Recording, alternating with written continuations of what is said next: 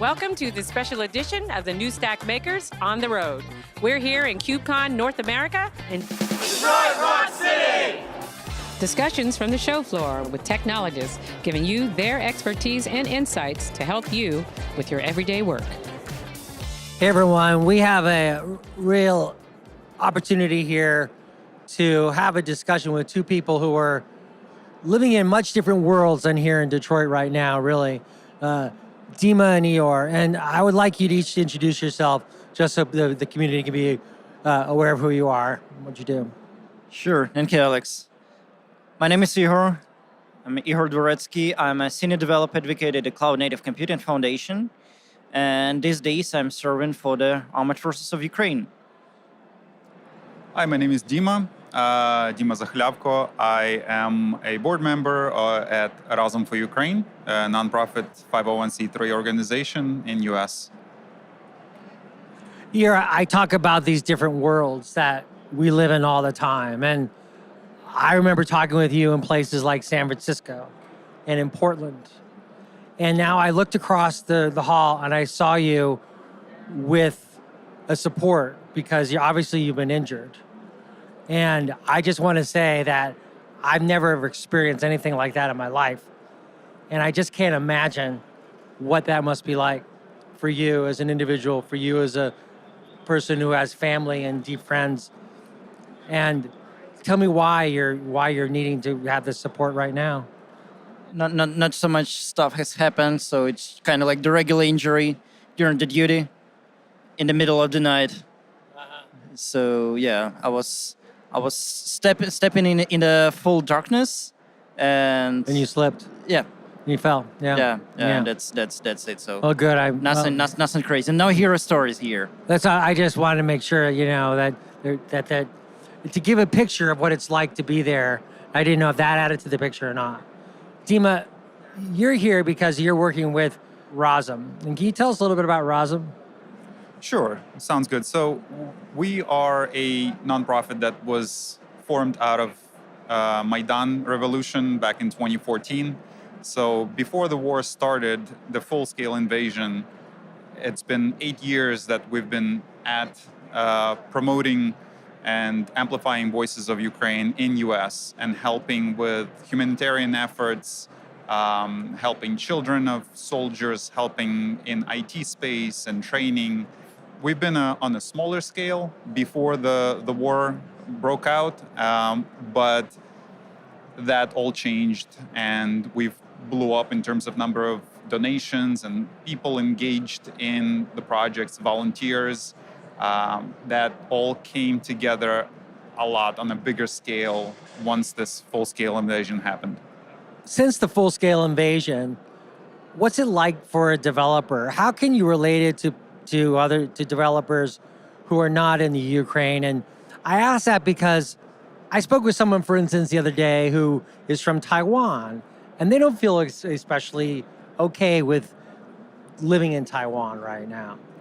And it made me aware that there's this threat that everyone faces at any time where their lives could be changed dramatically, due to forces beyond your control.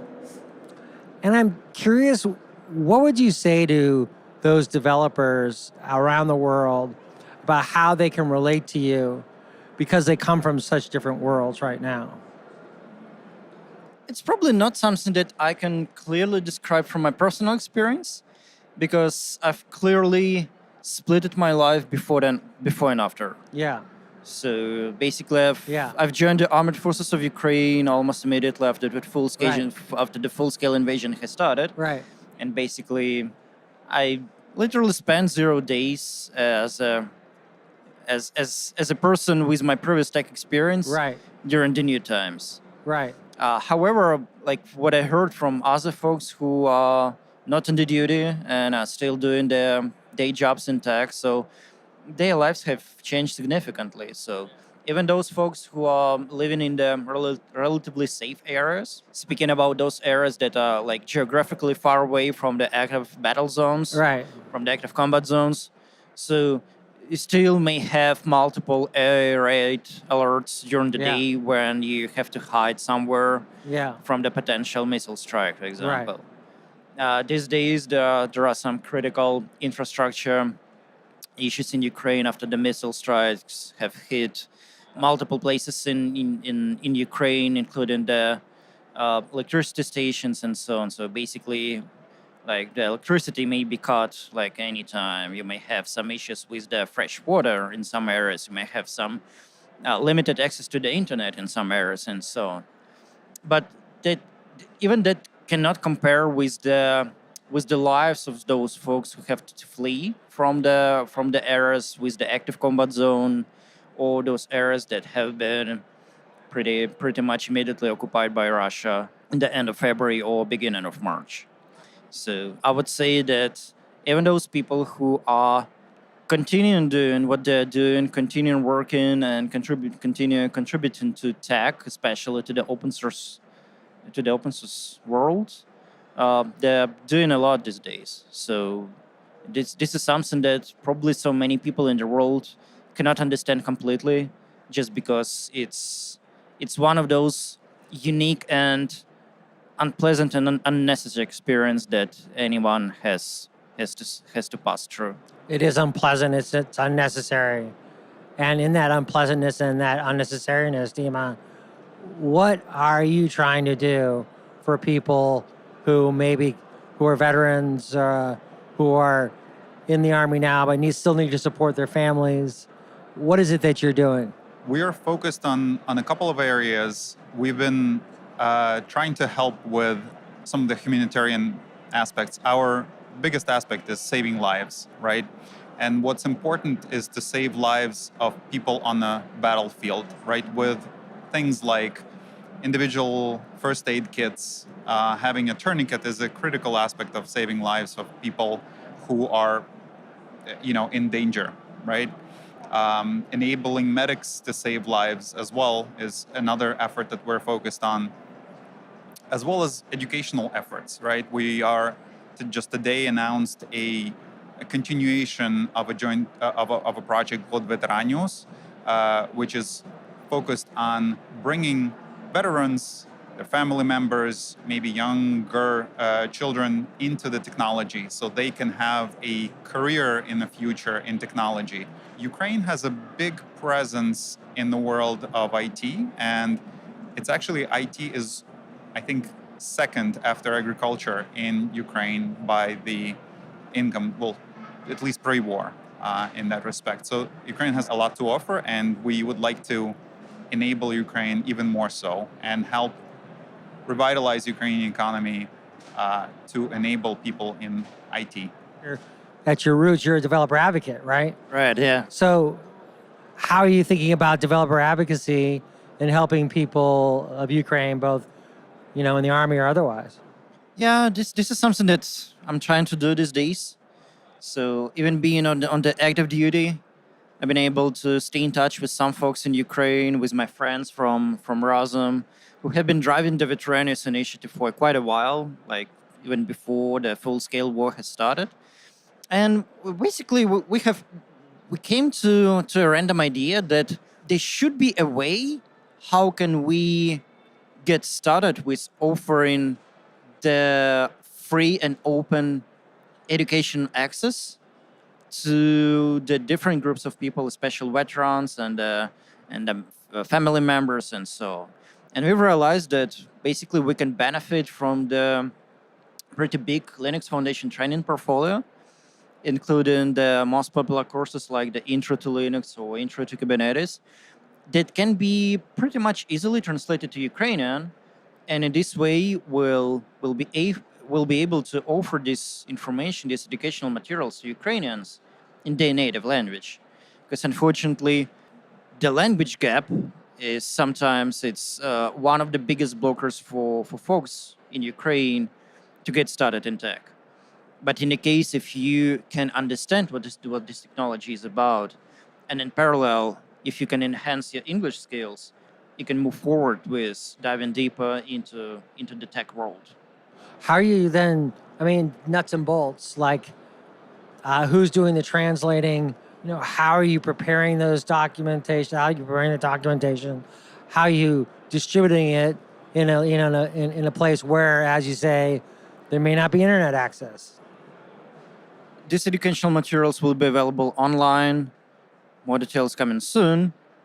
And we have a pretty solid team of volunteers, people who want to share the experience, specifically the experience in tech and the experience in pretty much fluent knowledge of Ukrainian and English languages, and those people who are able to use their skills to convert the existing English educational materials into Ukrainian and make them available to everyone who is a native Ukrainian speaker.